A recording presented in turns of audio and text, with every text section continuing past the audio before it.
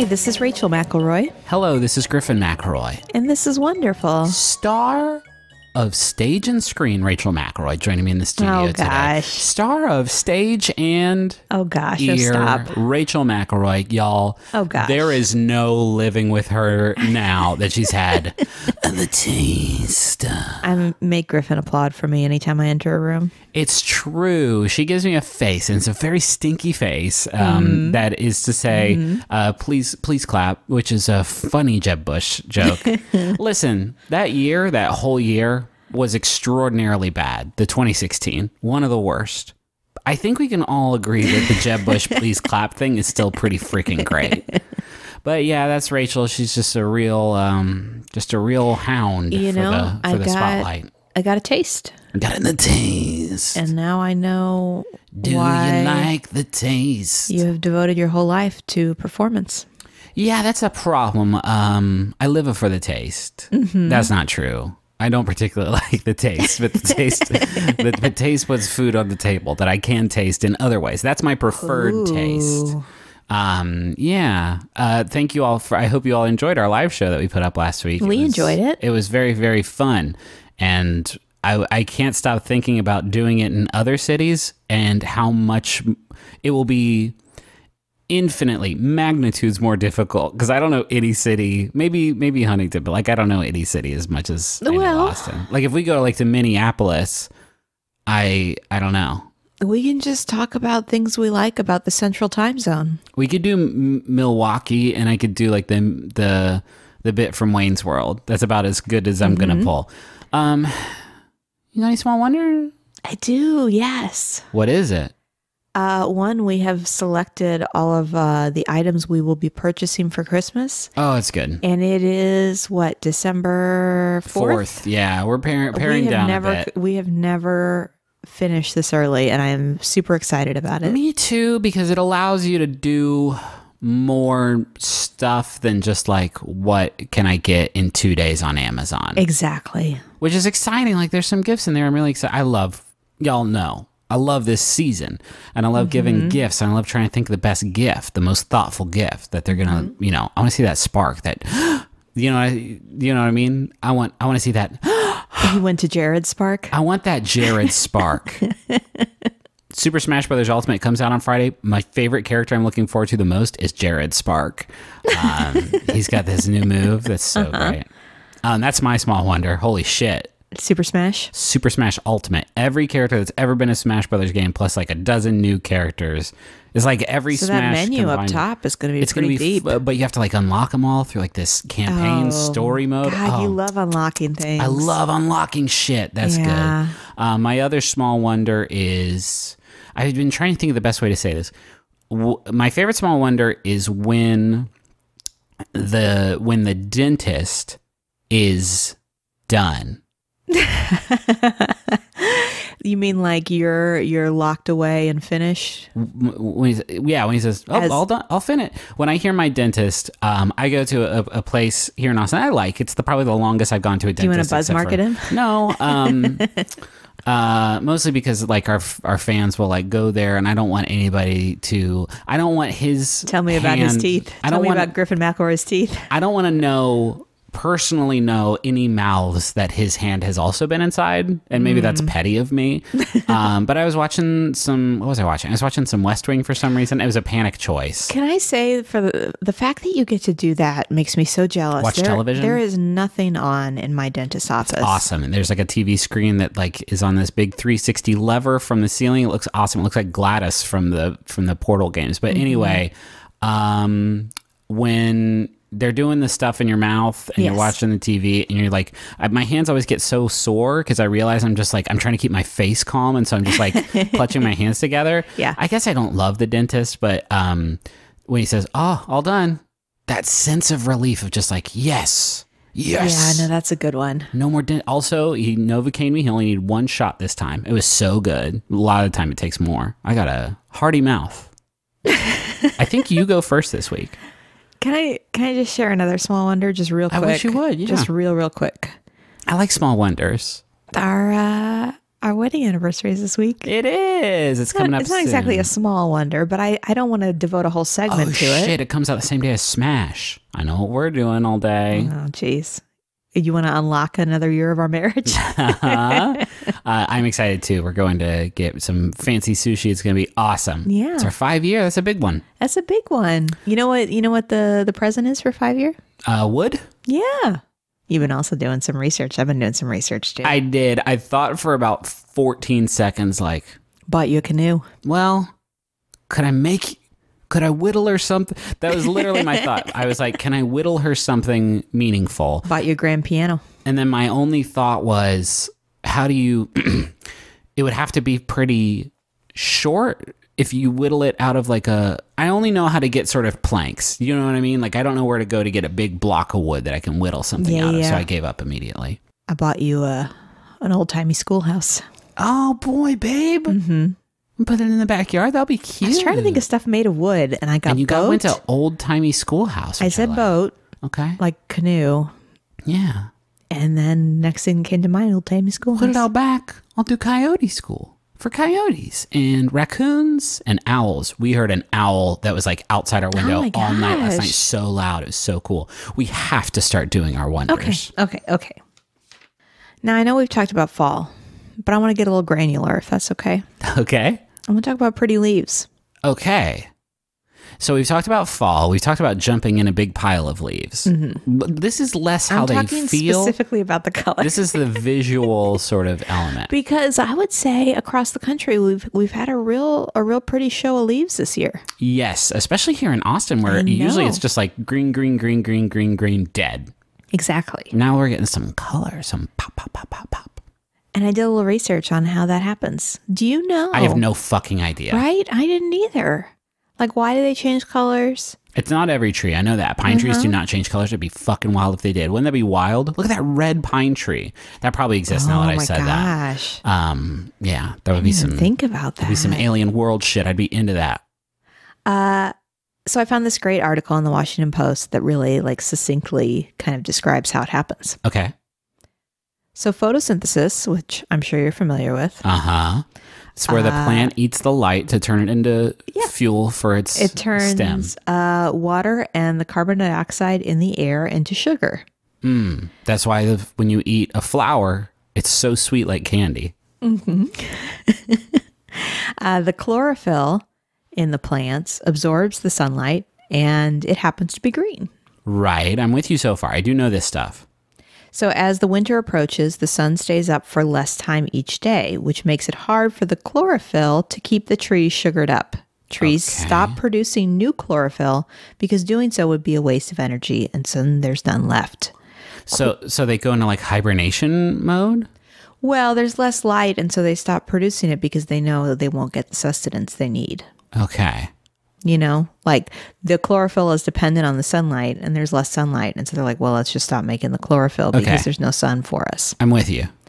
So chlorophyll usually steals the spotlight. It's like the most dominant color. It's a very bright green. But leaves also contain other pigments, which are like the ones that make carrots orange and egg yolks yellow. Beta carotene? Is that what makes carrots? Oh, man. I'm not, I just did the leaves, Griffin. I'm sorry. So you're telling me that basically the leaves are always yellow and red and other shit. Yeah, but you can't see it. You can't see it because of the chlorophyll. The chlorophyll's getting that sunlight and just monopolizing. When the sunlight is gone, that's when we start to see the other colors. So the exact coloring is a mix of red, orange, and yellow pigments. Environmental conditions change how much there is of each, such as sun exposure, soil moisture, and temperature. Eventually, the frost will kill off all the pigments but tannin, which is brown. So that's why the leaves turn brown. Okay. The leaves are brown, do you know that song? Uh-huh. Is that the Zombies? No. Who is it? Mamas and the Papas. You're going to have to look it up. I don't know. I think it's the Mamas and the Papas, but go ahead. So the very cells of the leaf start to break down as well, which makes them fragile and dry, and then eventually they'll fall. Okay. I figured that's why they got fragile and dry is because of death. So the reason that we had such a beautiful fall is because Austin in September and October got almost 16 inches of rain. Which was great for some of the people in Austin and very, very bad for some others. Yes. Which that in combination with a cooler than average September and October kind of kept the leaves around long enough for the days to get short. And so we got some color. 2 questions. Okay. Mrs. Tree Expert. Oh, gosh. This is all I have on the page. Well, then just say some stuff that sounds right. All right. Basically, when you see a bunch of pops of color on trees, it's because the trees are suffocating, basically, which is kind of ruins it a little bit for me. They're like, getting pretty hungry. I know I'm down here like, ooh, look at all the pretty autumnal colors. This really makes my earthen tone sweater really pop. But the tree is like, I'm dying, help. You know what I like to think about? What? If I were to make an analogy, I would say it's almost like the trees are going to sleep. Oh. And you know how at night... Your hair falls out? Your hair changes color and falls out of your fucking head. Yeah. I love that when that happens. You know how you develop a routine in which you don't have to pee in the middle of the night? Okay, yes. The trees are just holding it until the spring. Second question. Okay. How come plants, like a flower, if I plant a flower outside and then winter comes, it dies and it's gone? How come a tree doesn't just like fully die in the winter? It waits until spring and then all of its hair grows back. Well, they can hold a lot of water in those big old roots, you know. Oh, so they just like evaporate. They go way down into the ground where there's more water. The tree bunker. Okay. So less sunlight, but you know, the water's still there. I love it. I love these bright colors. What's the most best colorful tree stuff you ever seen? I mean, I love a red.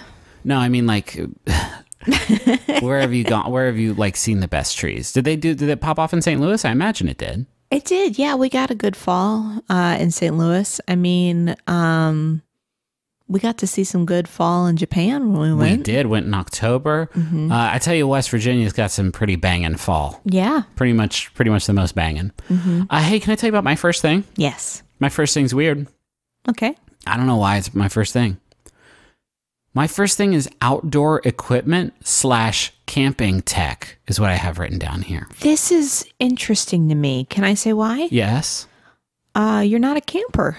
Thank you, Rachel. Yes, that is my the first thing that I have down here on the paper. I think anybody who has listened to any 3 episodes of any podcast I've ever done in any sequence probably have enough clues to put together that I am not an avid outdoors man. Can I also say something? I don't really much like camping either, so I'm okay with that. I like being outdoors. Don't like sleeping on the ground. This was one of my last points in this segment, but maybe I should put it up front. Okay. I think I wish I was more of an outdoorsman because on paper I like it.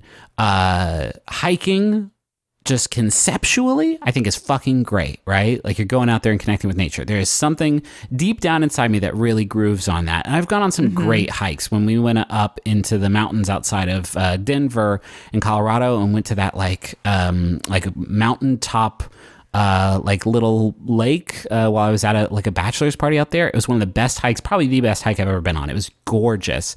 And I had a great time. And then I got very, very, very, very, very, very, very tired. You probably thought I was going to say hi. That is also true. So like I like that, but it's not like my favorite thing. I'm never like itching to do it. And yet, also last time I went camping, I got diarrhea so bad I thought I was going to die. And so I swore it off. But there it is.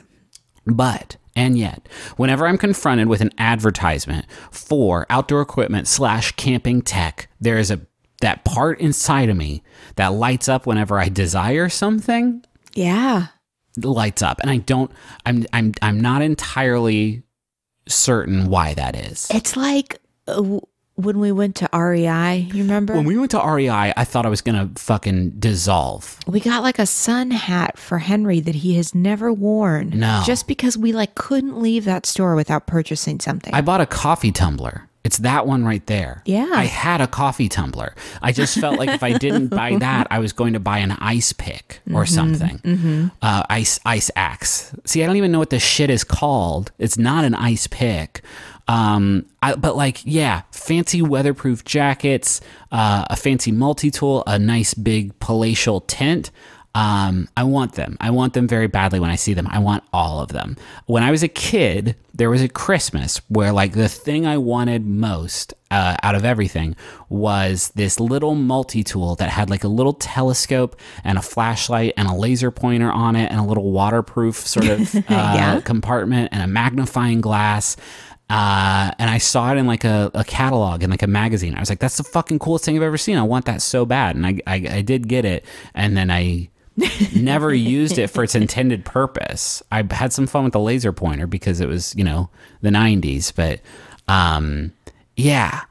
So this is a thing that has lived inside of me for a very long time. One of my favorite books when I was younger was Hatchet, which which is basically all about the acquisition of better outdoor equipment / camping tech. Yeah, I mean, is it something primal? Like, is it some kind of like hunter-gatherer instinct? I would hope it's not that, right? Because I don't necessarily subscribe to that. No, and that doesn't feel right for like your personality in general. Yes, but specific. Whenever I see shit like this, I want to get it because like the idea of having a large collection of it when it would be useful is very cool. But on the flip side, hatchet-wise, it would also be cool to just to find my one tool, my one outdoor tool that I can just wander into the wilderness with just this one thing and like get shit done. Maybe it's a hatchet. Maybe Gary Paulson had it fucking figured out. I think it's not like prepper instincts either. Like it's certainly not that for me.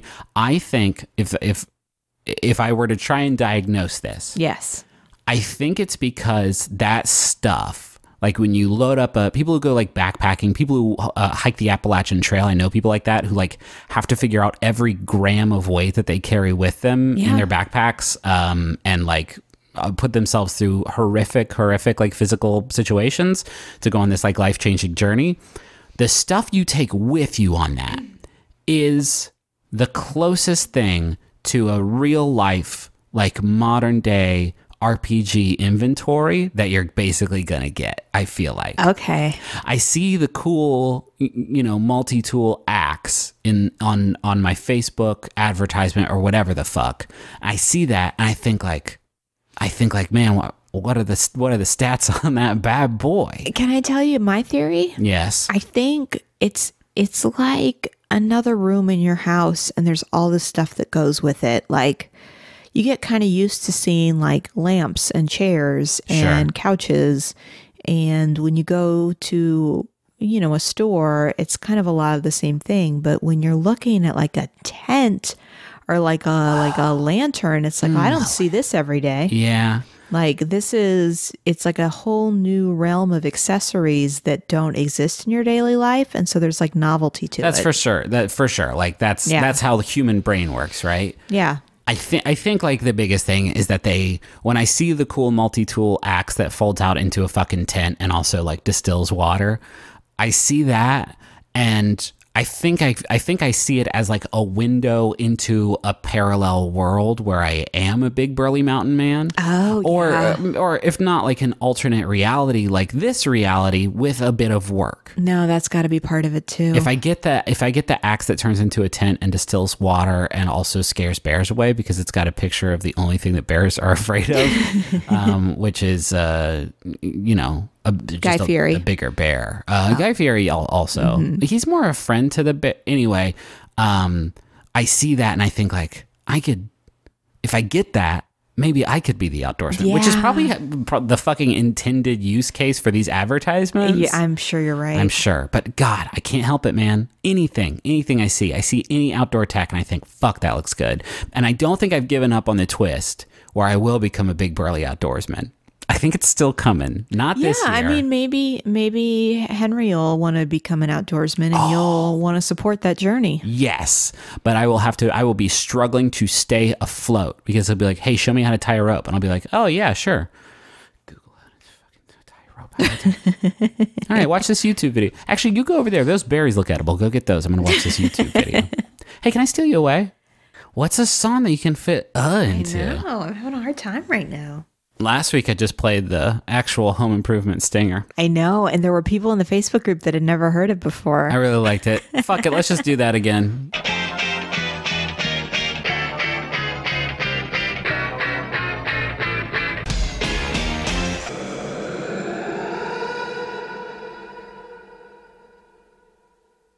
Maybe you know what? I have so much like music equipment and now software. Oh, I could just fucking produce remix it every week, a new different remix of the Home Improvement. I would love to see the sheet music because I imagine it's just, it's some, quarter notes going down the what's it called? The staff. And it's just going down, down, down, down, down. But then the, would be like, a bunch of extremely close, like 64th notes, like going up like microtones and shit. I love it. It's beautiful. Hey, can I tell you about our first sponsor? Yes. It's Brooklyn. Oh, Brooklinen. I thought for a second the borough. No, it's Brooklinen. Brooklinen is fantastic. And do you sleep? I bet you do. I do, and I love it. Rachel loves it more than any human being I've ever encountered in my life, and so I'm sure she loves to be. It's like dessert and sleep, am I right? Sleep is a kind of dessert to you, I feel. To your day, yeah.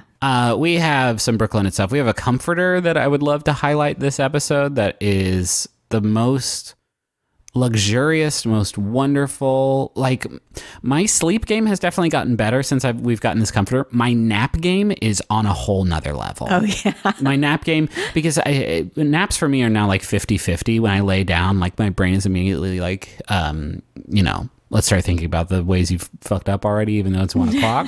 And this blanket is like, hey, shut up, brain. I'm going to be heavy on you. Yeah. I love it very much. Brooklyn is great. They have, they work directly with manufacturers and they interface directly to you, the consumer. There's no middleman, meaning they're giving you 5-star hotel quality sheets that are affordable and easy to order. They don't just feel amazing, they look great too. Our bed looks top notch. They got over 20 colors and patterns. It's awesome. Brooklinen.com has an exclusive offer just for our listeners. You can get $20 off and free shipping when you use the promo code ROSE at brooklinen.com. Brooklinen is so confident in their product that all their sheets, comforters, and towels come with a lifetime warranty. The only way to get $20 off and free shipping is to use the promo code ROSE at brooklinen.com. That's BROOKLINEN.com, promo code ROSE. Hey, Griffin. Yeah. Do you have a business? Several. Do you have any interaction with technology? Actually, no. The podcast, the way it works is we yell into a box together, and then I tape the box up really quick and I ship it directly to your door. We cut out the middleman. Can I tell you about Skillshare? I think so. I think we're heading in that direction no matter what I say. Because let me say. Yeah? You do use technology. I've Sure. seen you. I've seen you do it. Yeah. We're using 2 computers to record this and a cell phone to record this podcast right now. As you know, lifelong learning is important to me. Yes. I work at a community college. Yeah. I believe very strongly in lifelong learning. Nerd. I razzed you. Razzle dazzle. So if you're looking to learn more yourself, I would encourage you to check out Skillshare. Skillshare is an opportunity for you to take classes. Join the millions of students already learning on Skillshare today with a special offer just for our listeners. It's great. If you want to learn like a discipline, you can do it. If you also want to learn like a specific piece of software, they have lots of classes. There are over 20,000 classes in business design, technology, and more. Yeah. So whether you're trying to deepen your professional skill set, start a side hustle, or just explore a new passion, Skillshare is there to keep you learning and thriving. So that deal for our listeners is if you go to Skillshare.com/wonderful, you get 2 months of Skillshare for just 99 cents. Skillshare is offering wonderful listeners 2 months of unlimited access to over 20,000 classes for just 99 cents. So go to Skillshare.com/wonderful to start your 2 months now. That's Skillshare.com/wonderful. Can you say 99 again? 99? You say it in a way I really like. Can you say it one more time? 99. See, that time you did it differently. You're all in your head about it. You're making me self-conscious. What do I do? You're like 99, 99, 99. It's like a triplet, 16th, like da da da da da da 99, 99. Hey, we got some Jumbotrons too. Their first one here is for Kale, and it's from Josh, who says, "Hello, my beautiful bean. You are so..." I don't know why I'm saying this in a movie trailer voice. "Hello, my beautiful bean. You are so wonderful.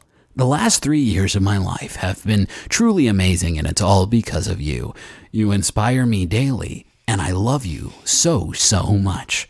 Living with you has been an absolute joy, and I cannot wait to see what the future holds for us.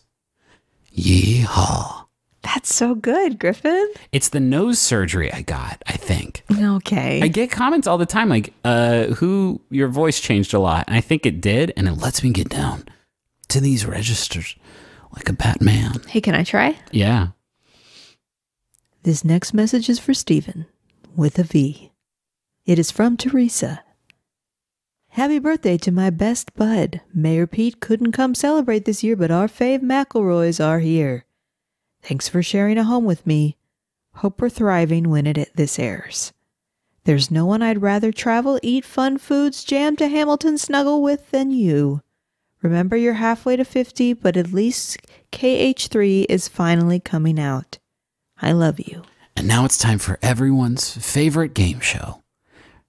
Rachel, what does KH3 stand for? KH3. Mm-hmm. Do you want a hint? Yes. Winnie the Pooh is in it, and so is Sephiroth. Oh, Kingdom of Hearts 3. Close enough. $50. So, hey, if you want to get Jumbotrons on the show, we are about to put up for raffle spots on our show for the first half of 2019. There are a lot of people who come out for this, way, way more than we are able to help, because we have only so many slots on our show. So we are going to be doing a drawing, and so people are going to be chosen at random, and you'll be able to purchase a Jumbotron that will go up on the first half of 2019 if you get selected. Just to let you know, in the past, we have invited businesses to submit Jumbotrons. This year, we will not be doing that. No, I'll be doing my personal show. Yeah, we will encourage you to submit your personal messages starting December 5th. Listeners can head to MaximumFun.org/Jumbotron drawing to enter a drawing to purchase one of the limited Jumbotron spots on Wonderful. Now, I know you're wondering, hey, that's today. Maybe they'll put it up late in the day. Who knows? Maybe I'll email Maximum Fun about this literally right as soon as we finish recording the episode. Well, and the drawing's open until December 21st. Yes. And that's a good point. The good thing about a drawing is that your name is in a hat, regardless of whether you did it today. Or a goblet. Or tomorrow. A goblet of fire. Or the day after that. Throw your inside joke to your D&D crew into the goblet of fire. Oh, you're going on a journey I can't join. I know. I'm so sorry. That's okay. I'll read Lord of the Rings to you while you're asleep or something. If you have questions, you can email Daniel at MaximumFun.org. And again, that's MaximumFun.org/Jumbotron drawing. Hey, it's Janet Varney of the JV Club podcast, and I am so excited to be joining Maximum Fun. If you're not yet familiar with the JV Club, it's a podcast with me and some of my favorite women, and in the summer, men, as we explore the highs and lows of our terrible teenage years into our adult lessons. For example, hear about Allison Bree's humiliating moment at a gymnastics competition, experience the shame of a knocked-out tooth with Jamila Jamil, or drop in as John Hamm imagines what would happen if Bambi met Godzilla. So join me and all my once awkward, often still awkward friends every Thursday by subscribing to the JV Club on MaximumFun.org. What is your second thing? I need it now. I need it right now. I'm 99% sure that it's going to be great. Will you please give me your second thing? It's the Zamboni. Fuck yes! Yes! Yes. Do you feel this energy between us right now? Rachel and I just had an electric moment. Uh-huh. Do you want to stop recording for a minute and explore it? No, let's talk about the Zamboni. But talking about the Zamboni isn't going to, no pun intended, cool me down. You want to know what's funny? The word Zamboni? Yes. There's so many good parts. I don't know. What's your favorite part of the word Zamboni? Is it the Zam or is it the Bony? Because Bony is so great. You can't take one without the other, I don't think. It's true. I don't think I could pick a part of that. It's so true. Can I tell you something else that's funny? Yes. I had no idea where the name came from. Probably dude's name, huh? Yeah, that's exactly right. Yeah. You know it has to be that. Nobody would ever look at this ice smoothing machine and just be like, you know what I'm going to call that? Boozabo. Now let's try again. Manzaboo? No. Because my knowledge of geography was so limited, I really thought maybe there was like an Italian city. A Zamboni. Called Zamboni. No, there's not. But there probably was a man named Zamboni. There was, actually. Johnson. Frank Joseph Zamboni Jr. Fuck yes. It's such a good, powerful name for a man, too. Can you imagine, like, for any person, it's a powerful name. To say, hello, I am Zamboni. To say that out loud, there probably are Zambonis walking around today that can say, like, what's your name? There are, for sure. I am Zamboni. There are, for sure. Fucking great. So, Frank Zamboni, his family in 1940 opened an ice rink. And it's an ice rink that they continue to own today. So there are definitely Zambonis still walking around. That's great. So he kind of dipped his toe into the patent arena because he invented a piping system for the rink that eliminated rippling. We've got to explore this because, yes, of course, I also don't think I would look at a Zamboni and be like, that's somebody's first invention. It's perfect. There had to be a few like dry runs. Also, we didn't even consider this. Is it kind of wild to name your big ice smoothing machine after your own last name? If I invented a personal helicopter that you could just hold on to, like a drone that would fly you from place to place, and it became the dominant form of transit, I wouldn't call it a McElroy because that's wild to me. But Zamboni is such a good word. He had it. I'm not judging. I know. I did think about that of like, if you invented something and your name became synonymous with it, like what qualities would it need to have to make you feel comfortable with it? And don't take my personal flight drone idea away from me. I'm going to mail this podcast episode to myself. Okay, so he obtained a patent in 1946 for his rink technology. What was it, the pipes thing to prevent rippling? Do you understand what that means? I am not exactly sure. It was. Is it pipes inside of the ice itself? It was common that when you laid down pipes to make an ice rink, to keep the rink frozen, it would often cause rippling. Oh, I see. So the pipes would be cold to keep the water froze. I don't know. I don't know anything about old, 1940s ice rink construction. I don't know anything about 2010's ice rink construction. If any listeners minored in ice rink construction, if you could reach out to us and let us know. That's not true. I watched how a curling course was made, and I imagine that ice rinks are similar. So in 1949, he took a task which had previously involved 5 men and 90 minutes and turned it into a one-man 15-minute job by creating the ice resurfacer. Zamboni's a way better name than that. Ice resurfacer makes me feel like I'm in school or something.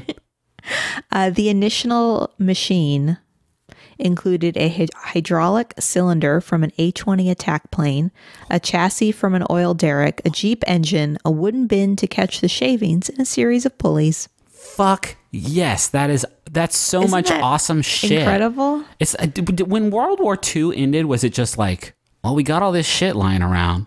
I think Let's invent some wild stuff. I think so. Yeah. I love the Jeep engine in combination with the cylinder from the attack plane. Yeah, that's the most American vehicle. Like, I would have a thought of like, why don't we just take a car and put skis on it? You know? That's Rachel. Again, we mailed this to ourselves. Do not take Rachel's ski car away from her.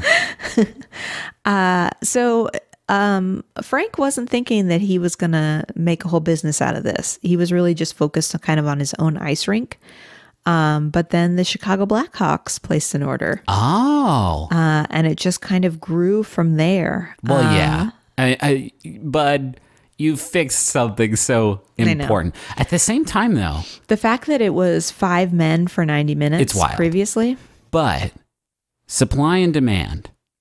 How many ice rinks are there? Do you have this information? I have information about how many Zambonis are produced a year.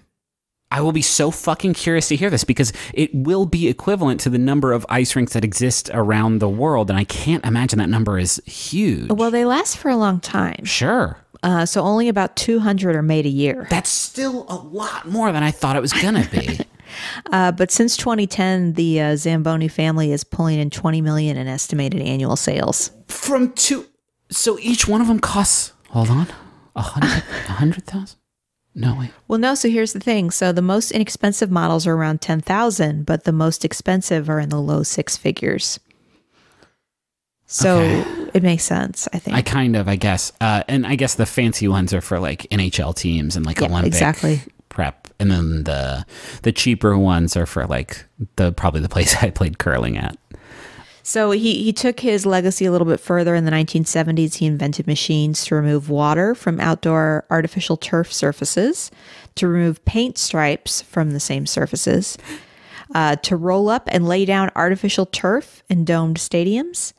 And then in 1983, an automatic edger to remove ice buildup from the edges of rinks.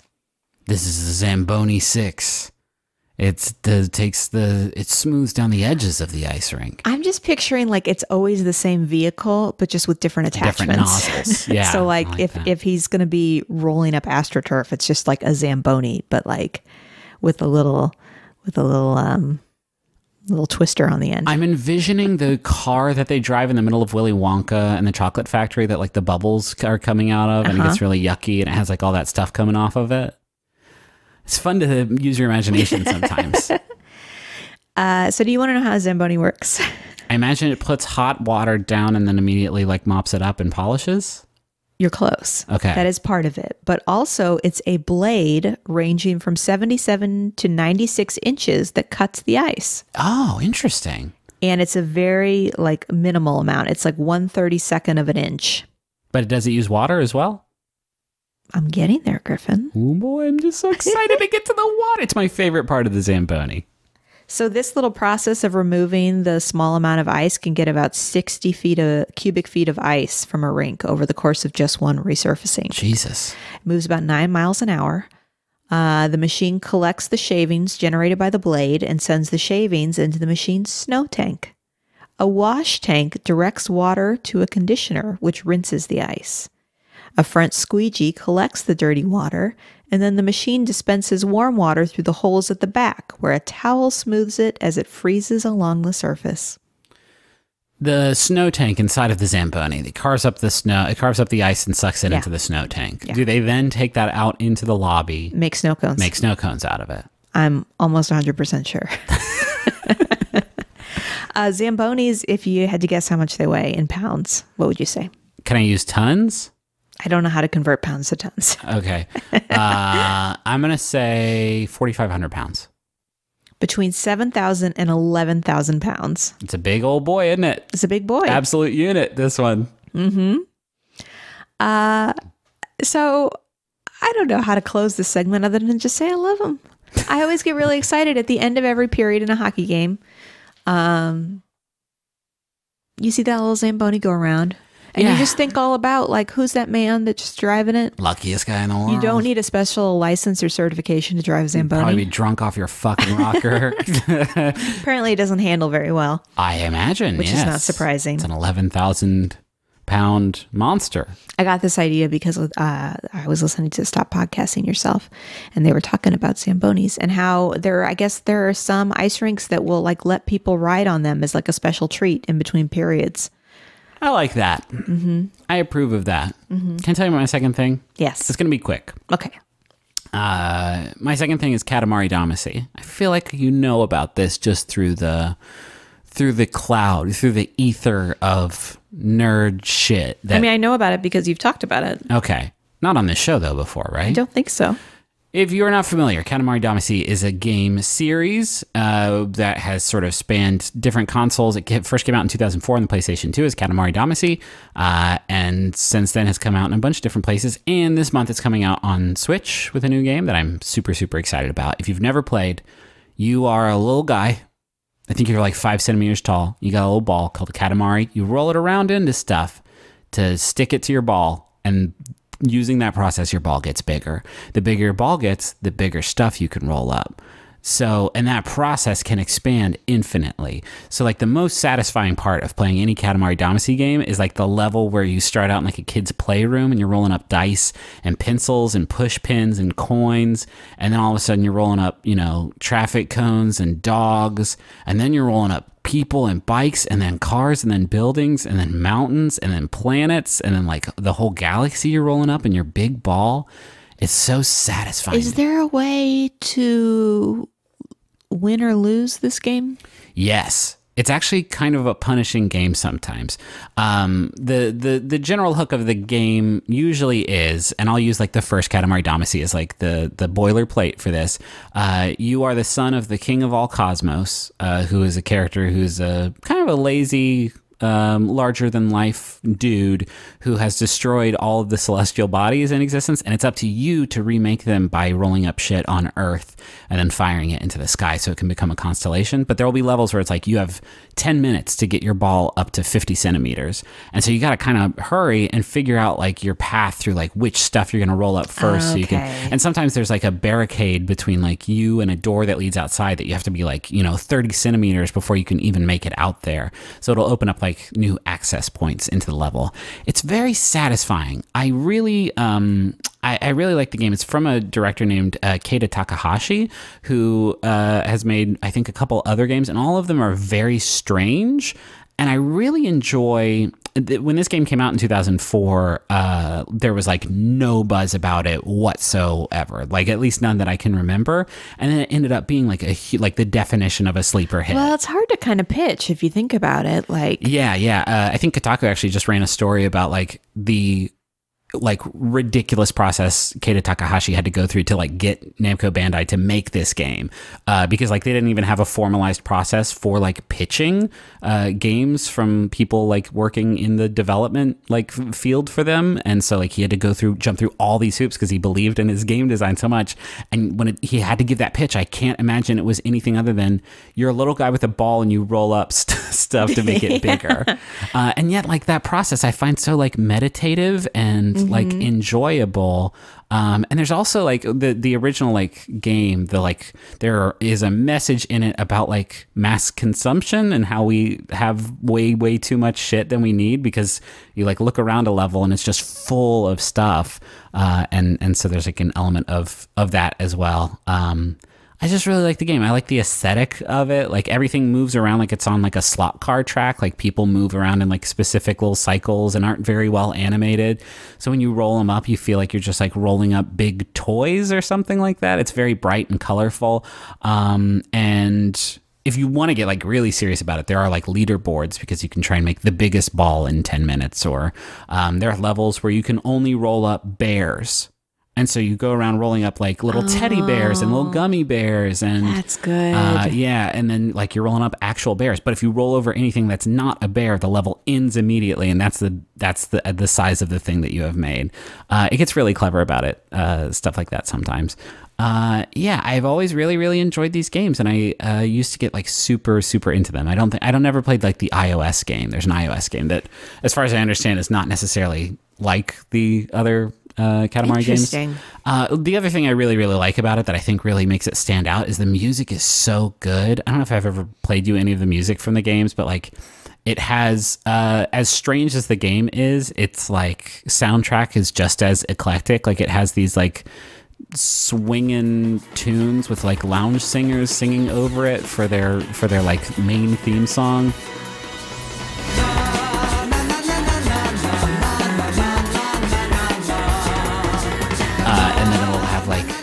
Soft, sweet, gentle accordion music as you're just like floating through the stars.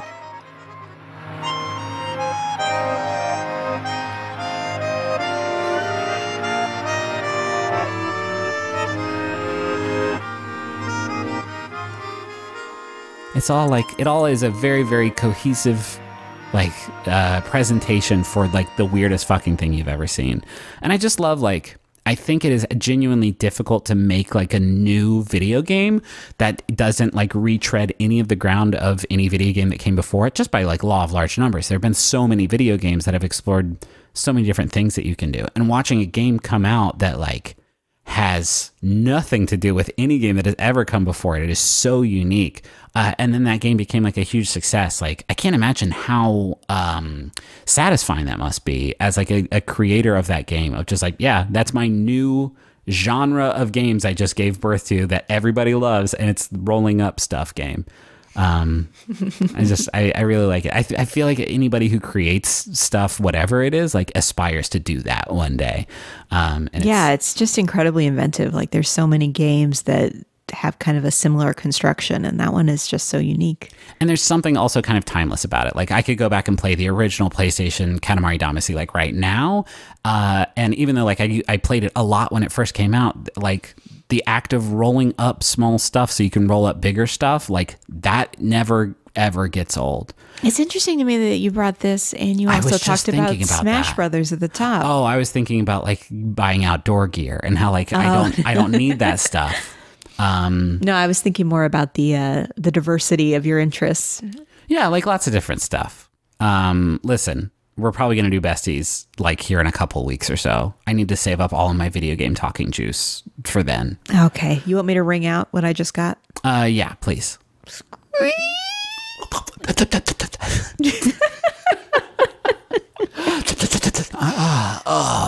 Gamer fuel. Load up. I regret immediately. The Mountain Dew protein powder. Oh, was that a thing? Because it sounds like it could have been. Oh, it's like fire in my eyes.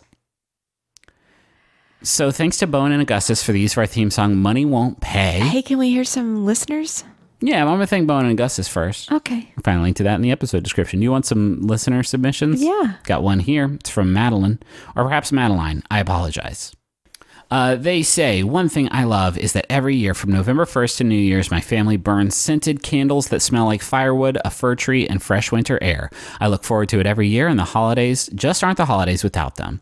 Oh my gosh, we are like 24 hours on Candle. A lot of it is thanks to listener Erica Huff. Thank you, Erica Huff. Does Wick Habit candles. I'd recommend them. They have a whole Stardew Valley line that really. Well, I think she may have made those special for us. Oh, well, never mind. They're off menu.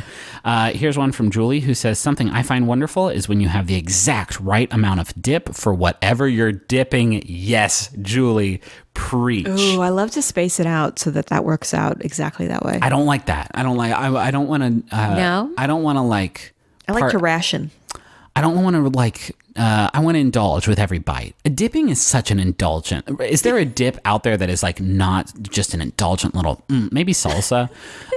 Anyway, Julie says, whether it's salsa for your chips or ketchup for your fries, finishing off the dip and the dippable at the same time is the most beautiful feeling. This may be the most relatable submission we've ever You know what gotten. it made me think of immediately? What's that? Dunkaroos. Yes. You remember Dunkaroos? Dunkaroos are the like... a lot of like the prepackaged candies and sweet stuff, and you know what, get comfortable. Dunkaroos, you dip it first, and I'm including like the snackable, like a little, it would have like a little cheese packet, handy like, snacks that had like a little red like plank that you would scoop onto the crackers. Yes.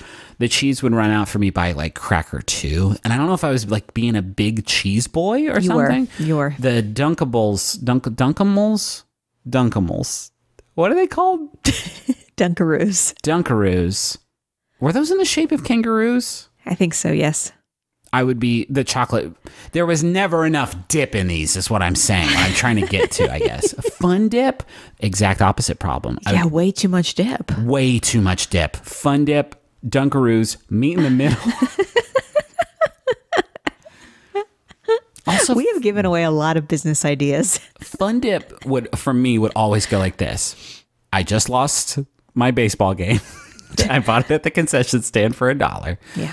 The first part is so important. I just lost my baseball game by so many runs. Yeah. I go over to the concession stand. I give them the $1. They give me the Fun Dip. I dip it in. I lick it. It's great. It's the best. It's just straight up sugar. I'm in it. I do it a second time. It's still pretty good. Although now I'm having trouble getting the dust to stick to the stick. And then I do it like 3 or 4 more times. And then I'm so done with it that I just eat the stick outright. And then I guess I'm just like pouring the dust into my mouth. But then I hate that and I throw it away in the garbage can. My mouth is watering talking about Fun Dip. I have deep, deep memories of, hey, our third thing here. It's from Mark, who says, I'm a bartender, and it is infinitely amusing to me that the guy behind Tito's Vodka's last name is Beveridge. I know it's not spelled the same way as beverage, but I like when people's last names are what they do, because what are the odds? This is Beveridge. Wow, I didn't know that. I didn't know that either. Tito's Vodka is probably my favorite. Tito's. It's my favorit spirit, I It think. is a Texas original. Texas original. It goes with anything. It's my favorite spirit. Thanks, everyone, I guess. Thank you to Maximum Fun for having us on the network. Great shows on this network. Welcome, JV Club, to the network. What a big fish Jesse reeled in this time. How great is that? I love Janet Varney. I love that podcast.